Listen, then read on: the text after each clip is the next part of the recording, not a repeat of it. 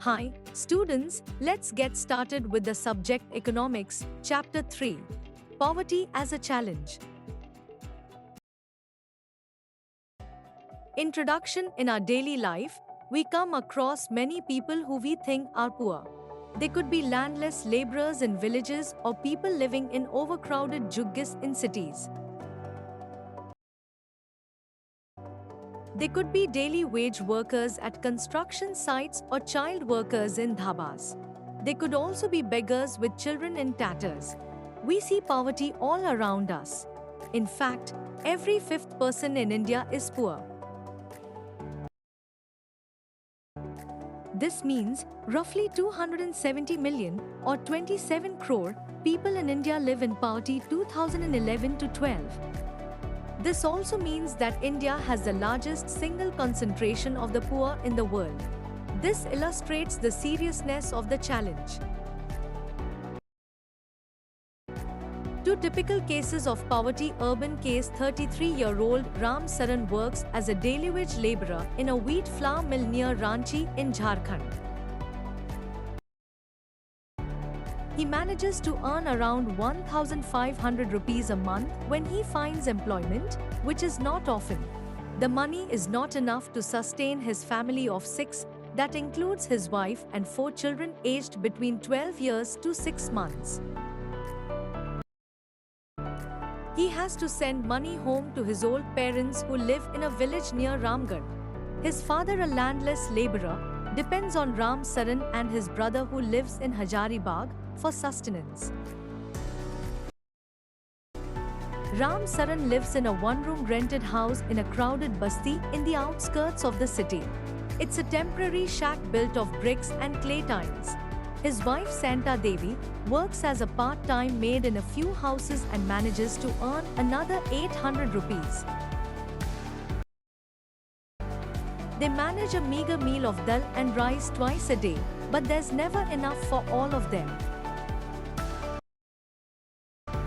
His elder son works as a helper in a tea shop to supplement the family income and earns another 300 rupees, while his 10-year-old daughter takes care of the younger siblings. None of the children go to school. They have only 2 pairs of hand-me-down clothes each. New ones are bought only when the old clothes become unwearable. Shoes are a luxury. The younger kids are undernourished. They have no access to health care when they fall ill. Rural case. Lakha Singh belongs to a small village near Meerut in Uttar Pradesh.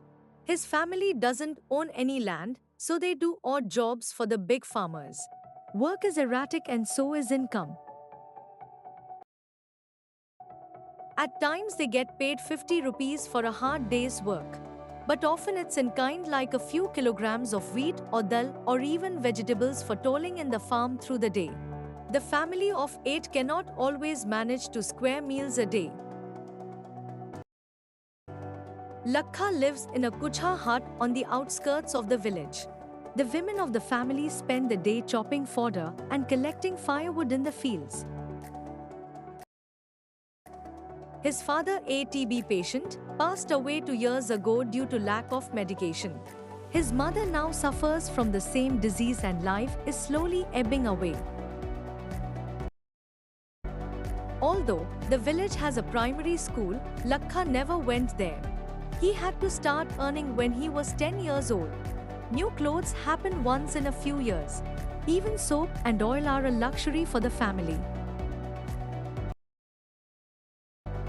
Study the above cases of poverty and discuss the following issues related to poverty: times landlessness, times unemployment, times size of families, times illiteracy, times poor health, malnutrition, times child labor, times helplessness. These 2 typical cases illustrate many dimensions of poverty. They show that poverty means hunger and lack of shelter. It also is a situation in which parents are not able to send their children to school, or a situation where sick people cannot afford treatment. Poverty also means lack of clean water and sanitation facilities. It also means lack of a regular job at a minimum decent level. Above all, it means living with a sense of helplessness. Poor people are in a situation in which they are ill-treated at almost every place, in farms, factories, government offices, hospitals, railway stations, etc. Obviously, nobody would like to live in poverty. One of the biggest challenges of independent India has been to bring millions of its people out of abject poverty. Mahatma Gandhi always insisted that India would be truly independent only when the poorest of its people become free of human suffering. Poverty as seen by social scientists. Since poverty has many facets, social scientists look at it through a variety of indicators. Usually the indicators used relate to the levels of income and consumption. But now poverty is looked through other social indicators like illiteracy level, lack of general resistance due to malnutrition, lack of access to health care, lack of job opportunities, lack of access to safe drinking water, sanitation, etc. Analysis of poverty based on social exclusion and vulnerability is now becoming very common. See box.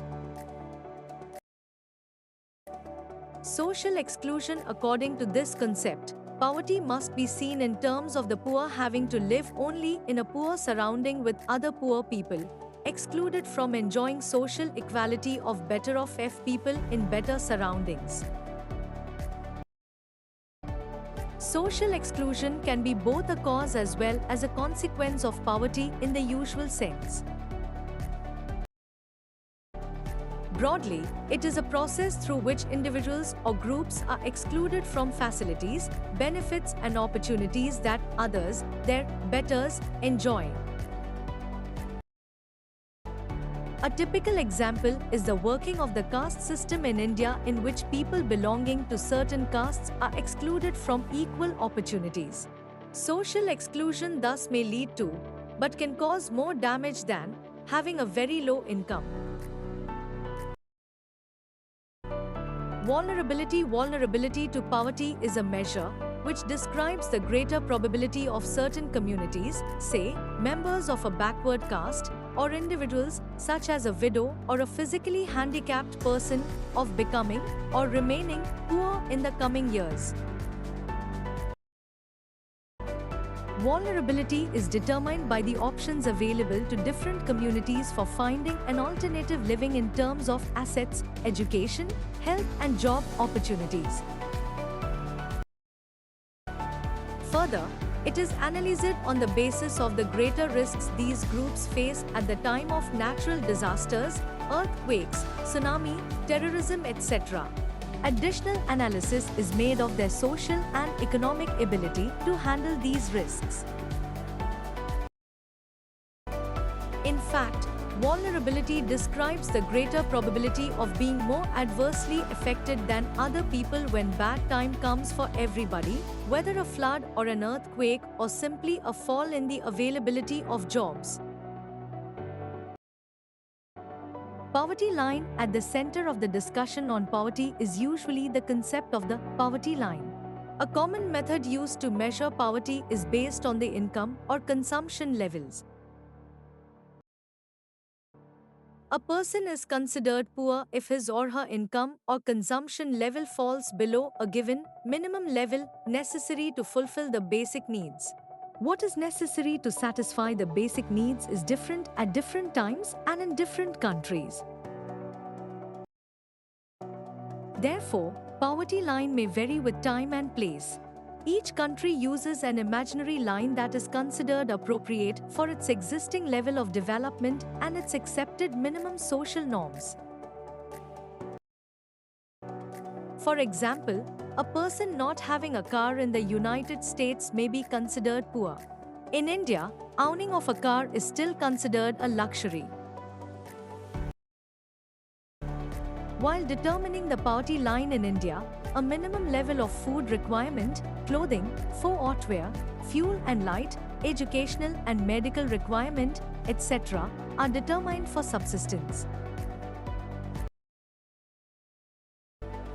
These physical quantities are multiplied by their prices in rupees.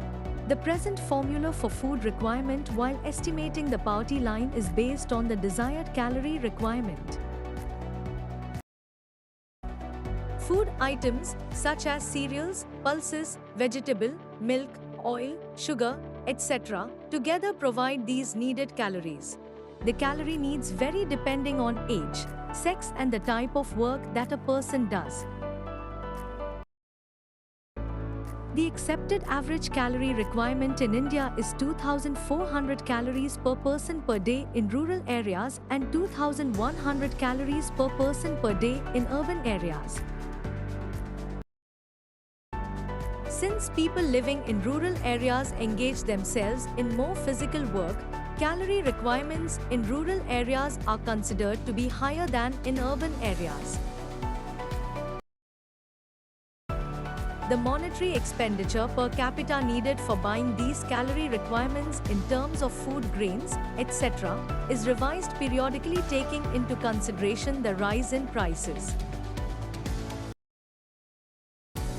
On the basis of these calculations, for the year 2011 to 12, the poverty line for a person was fixed at 816 rupees per month for rural areas and 1000 rupees for urban areas. Despite less calorie requirement, the higher amount for urban areas has been fixed because of high prices of many essential products in urban centers. In this way, in the year 2011 to 12, a family of 5 members living in rural areas and earning less than about 4,080 rupees per month will be below the poverty line. A similar family in the urban areas would need a minimum of 5,000 rupees per month to meet their basic requirements. The poverty line is estimated periodically, normally every 5 years, by conducting sample surveys. These surveys are carried out by the National Sample Survey Organization, NSSO. However, for making comparisons between developing countries, many international organizations like the World Bank use a uniform standard for the poverty line, minimum availability of the equivalent of $1.90 per person per day, 2011 PPP. Poverty estimates. It is clear from Table 3.1 that there is a substantial decline in poverty ratios in India from about 45% in 1993 to 94 to 37.2% in 2004-05.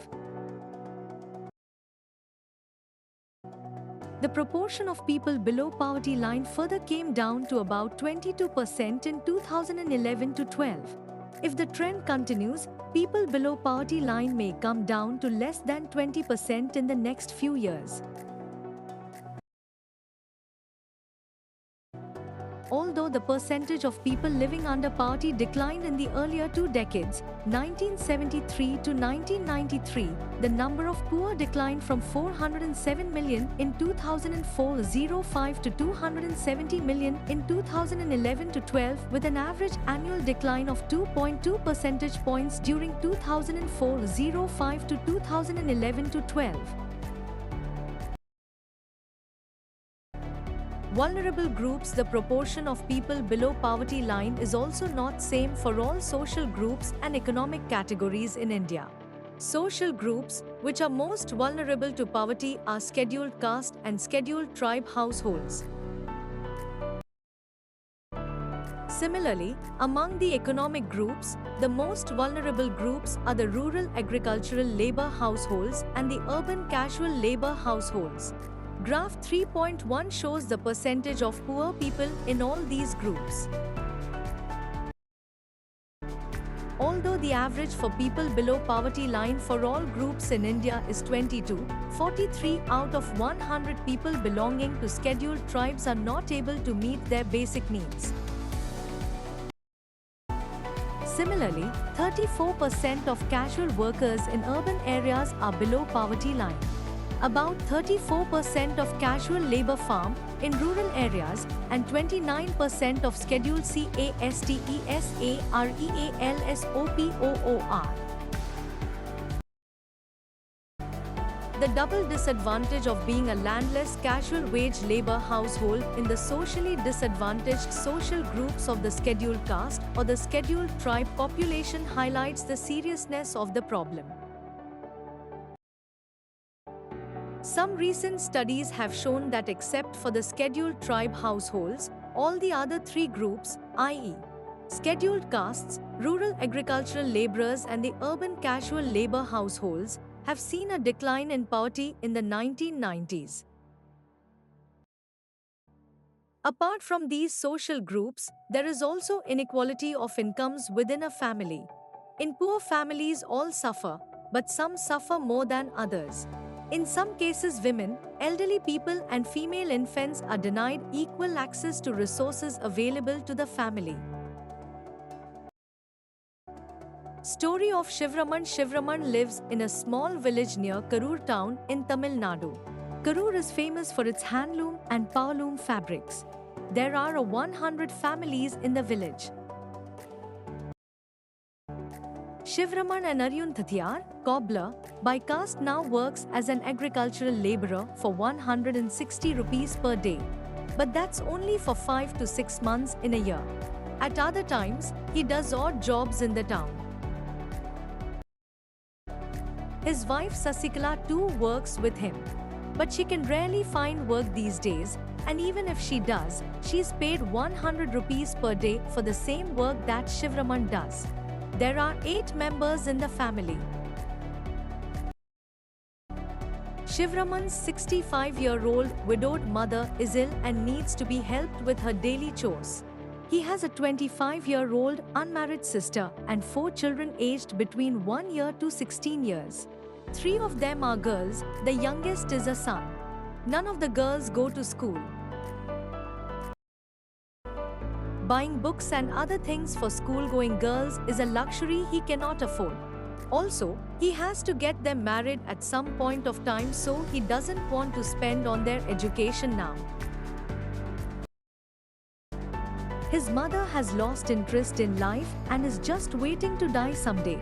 His sister and elder daughter take care of the household. Shivraman plans to send his son to school when he comes of age. His unmarried sister does not get along with his wife. Sasikala finds her a burden, but Shivraman can't find a suitable groom due to lack of money. Although the family has difficulty in arranging 2 meals a day, Shivraman manages to buy milk once in a while, but only for his son. 70s, the success rate of reducing poverty varies from state to state. Recent estimates show while the All India Head Count Ratio (HCR) was 21.9% in 2011 to 12 states like Madhya Pradesh, Assam, Uttar Pradesh, Bihar and Odisha had above All India poverty level. As the graph 3.2 shows, Bihar and Odisha continue to be the 2 poorest states with poverty ratios of 33.7 and 32.6% respectively. Along with rural poverty, urban poverty is also high in Odisha, Madhya Pradesh, Bihar and Uttar Pradesh. In comparison, there has been a significant decline in poverty in Kerala, Maharashtra, Andhra Pradesh, Tamil Nadu, Gujarat and West Bengal. States like Punjab and Haryana have traditionally succeeded in reducing poverty with the help of high agricultural growth rates. Kerala has focused more on human resource development. In West Bengal, land reform measures have helped in reducing poverty. In Andhra Pradesh and Tamil Nadu, public distribution of food grains could have been responsible for the improvement. Interstate disparities. Poverty in India also has another aspect or dimension. The proportion of poor people is not the same in every state. Although state-level poverty has witnessed a secular decline from the levels of early 70s, the success rate of reducing poverty varies from state to state. Recent estimates show while the All India Head Count Ratio (HCR) was 21.9% in 2011 to 12 states like Madhya Pradesh, Assam, Uttar Pradesh, Bihar and Odisha had above All India poverty level. As the graph 3.2 shows, Bihar and Odisha continue to be the two poorest states with poverty ratios of 33.7 and 32.6% respectively. Along with rural poverty, urban poverty is also high in Odisha, Madhya Pradesh, Bihar and Uttar Pradesh. In comparison, there has been a significant decline in poverty in Kerala, Maharashtra, Andhra Pradesh, Tamil Nadu, Gujarat and West Bengal. States like Punjab and Haryana have traditionally succeeded in reducing poverty with the help of high agricultural growth rates. Kerala has focused more on human resource development. In West Bengal, land reform measures have helped in reducing poverty. In Andhra Pradesh and Tamil Nadu, public distribution of food grains could have been responsible for the improvement. Global poverty scenario: the proportion of people in different countries living in extreme economic poverty, defined by the World Bank as living on less than $2.15 per day, has fallen from 16.27% in 2010 to 9.05% in 2019. Although there has been a substantial reduction in global poverty, it is marked with great regional differences. Poverty declined substantially in China and Southeast Asian countries as a result of rapid economic growth and massive investments in human resource development. Number of poor in China has come down from 2.1% in 2014 to 1.2% in 2015 to 0.1% in 2020. In the countries of South Asia, India, Pakistan, Sri Lanka, Nepal, Bangladesh, Bhutan, Afghanistan and Maldives, the decline has also been rapid: 12.8% in 2017 to 10.9% in 2021. With decline in the percentage of the poor, the number of poor has also declined significantly from 233 million in 2017 to 207 million in 2021. Because of different poverty line definition, poverty in India is also shown higher than the national estimates. In sub-Saharan Africa, poverty in fact declined from 36.6% in 2017 to 35.4% in 2019. See graph 3.3. In Latin America and Caribbean, the ratio of poverty has increased from 4.4% in 2017 to 4.6% in 2021. Poverty has also resurfaced at 3% in 2000 in some of the former socialist countries like Russia, where officially it was non-existent earlier. Table 3.2 shows the proportion of people living under poverty in different countries as defined by the International Poverty Line, means population below $2.15 a day. The new Sustainable Development Goals of the United Nations, UN, proposes ending poverty of all types by 2030. Causes of poverty: there were a number of causes for the widespread poverty in India. One historical reason is the low level of economic development under the British colonial administration. The policies of the colonial government ruined traditional handicrafts and discouraged development of industries like textiles. The low rate of growth persisted until the 1980s. This resulted in less job opportunities and low growth rate of incomes. This was accompanied by a high growth rate of population. The two combined to make the growth rate of per capita income very low. The failure at both the fronts, promotion of economic growth and population control, perpetuated the cycle of poverty. With the spread of irrigation and the Green Revolution, many job opportunities were created in the agriculture sector. But the effects were limited to some parts of India. The industries, both in the public and the private sector, did provide some jobs. But these were not enough to absorb all the job seekers. Unable to find proper jobs in cities, many people started working as rickshaw pullers, vendors, construction workers, domestic servants, etc. With irregular small incomes, these people could not afford expensive housing. They started living in slums on the outskirts of the cities, and the problems of poverty, largely a rural phenomenon, also became the feature of the urban sector. Another feature of high poverty rates has been the huge income inequalities. One of the major reasons for this is the unequal distribution of land and other resources. Despite many policies, we have not been able to tackle the issue in a meaningful manner. Major policy initiatives like land reforms, which aimed at redistribution of assets in rural areas, have not been implemented properly and effectively by most of the state governments. Since lack of land resources has been one of the major causes of poverty in India, proper implementation of policy could have improved the life of millions of rural poor. Many other socio-cultural and economic factors also are responsible for poverty. In order to fulfill social obligations and observe religious ceremonies, people in India, including the very poor, spend a lot of money. Small farmers need money to buy agricultural inputs like seeds, fertilizer, pesticides, etc. Since poor people hardly have any savings, they borrow.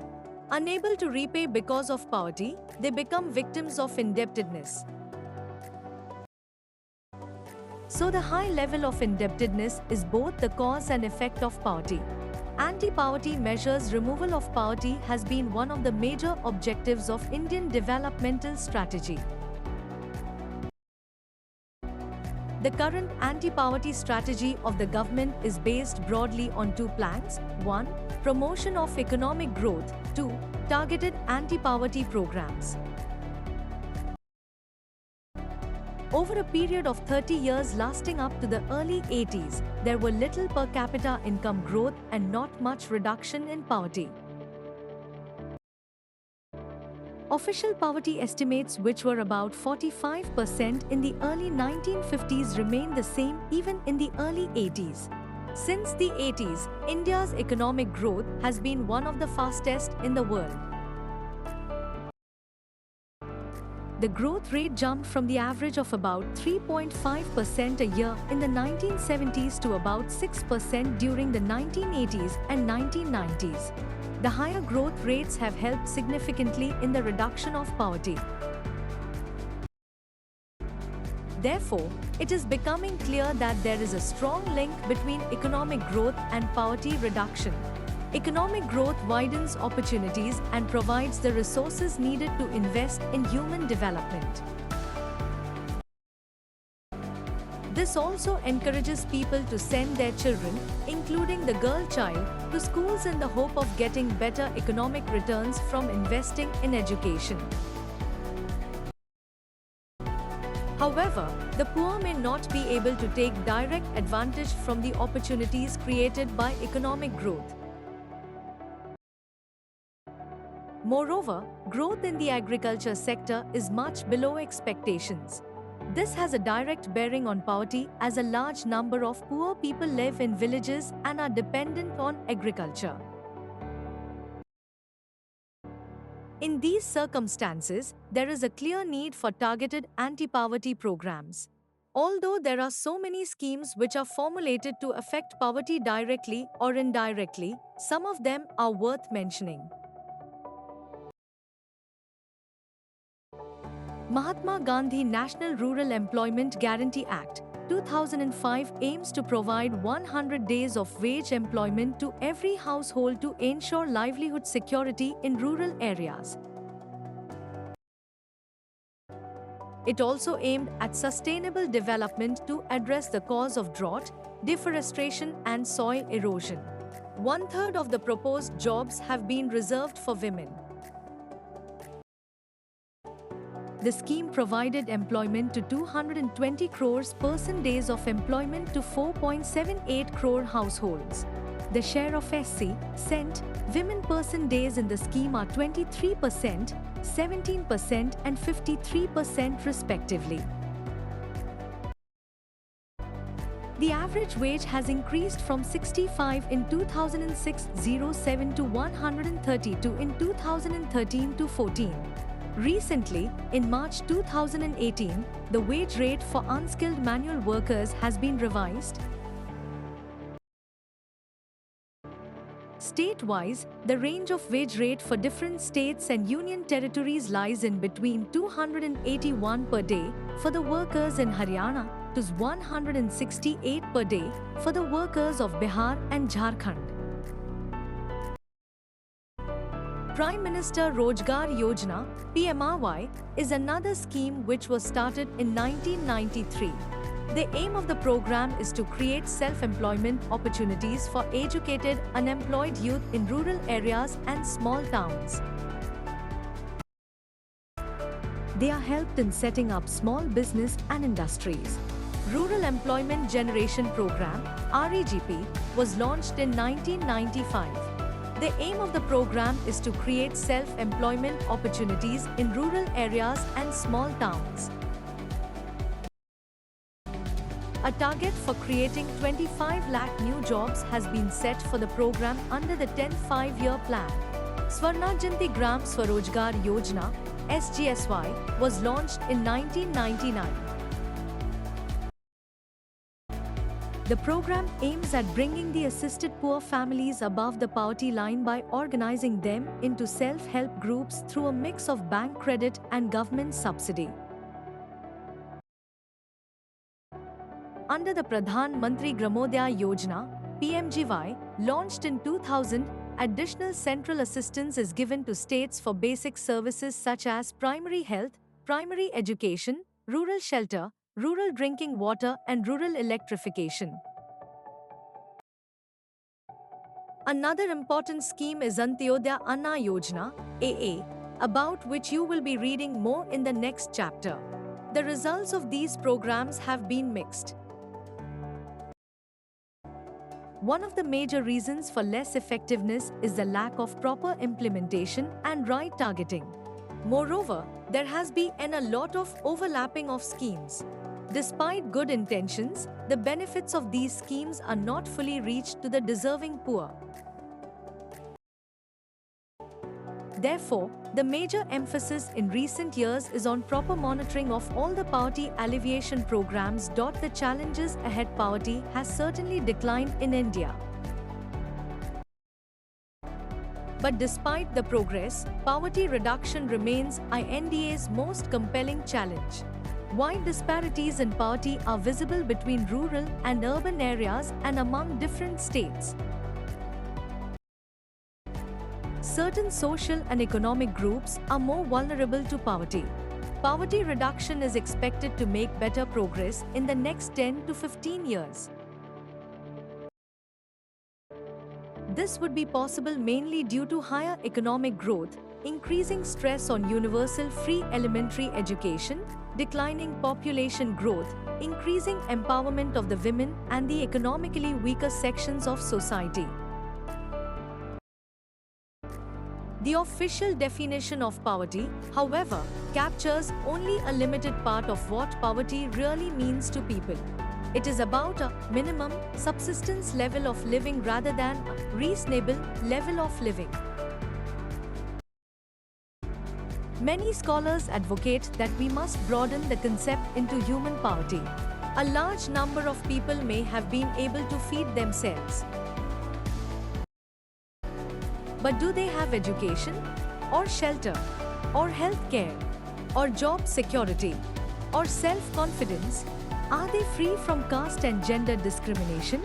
Is the practice of child labor still common?